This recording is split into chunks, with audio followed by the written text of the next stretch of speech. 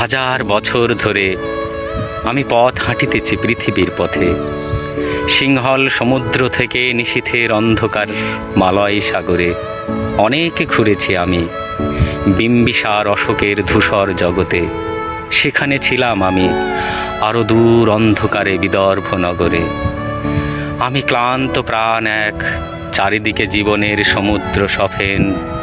আমারে দুদণ্ড শান্তি দিয়েছিল নাটোরের বনলতা সেন। চুল তার কবেকার অন্ধকার বিদিশার নেশা, মুখ তার শ্রাবস্তির কারুকার্য।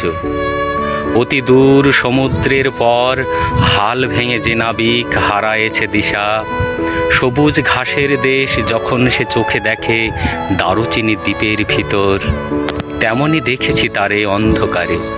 বলেছে সে, এতদিন কোথায় ছিলেন? পাখির নীড়ের মতো চোখ তুলে নাটোরের বনলতা সেন।